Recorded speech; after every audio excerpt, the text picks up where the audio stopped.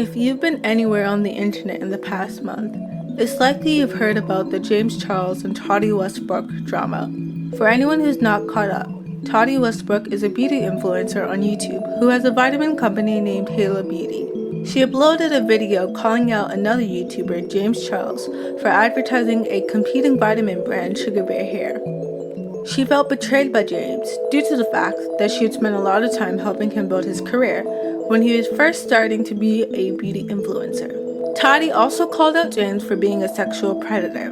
A month later, her video about James Charles came down, and James himself has refuted the allegations made against him in a video he uploaded in response to Tati.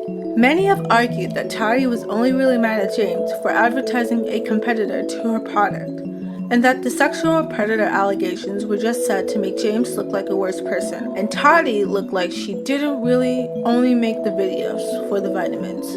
However, today, we're not here to decide whether or not James Charles is a sexual predator. Instead, I want to talk about the conflict between these two friends. Tati obviously felt betrayed by James, so much that she decided to make a video about it.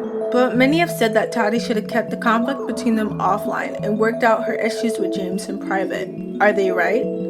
Should they have just talked in private? In a qualitative study conducted by John Jessel at St. Thomas University, he found that individuals consider face-to-face interaction the most effective and preferred means to communicate and resolve conflict with others, even though those individuals still use social networking sites to resolve interpersonal conflict. But even though we may want to resolve conflicts using face-to-face interactions, the convenience of communication through social media sites like Facebook Messenger and Twitter DMs make it more likely that face-to-face interaction won't happen when conflict resolution is needed. James Charles even brings up text messages sent between himself and Tati while they were going through this debacle. It's possible that messages between the two were misinterpreted. Maybe if they had put down their phones and met face to face, the issue wouldn't have blown up as much as it did. But I think this issue between James and Tati really says something more about the relationships we form online and through social media. It may be easier sometimes to avoid a conversation and not talk about it, especially online where you can just ignore a message you received and act like you never got it. But problems between friends don't always blow over too nicely. So it's important that we say what's on our minds and work out our issues with people from when we start to see a problem.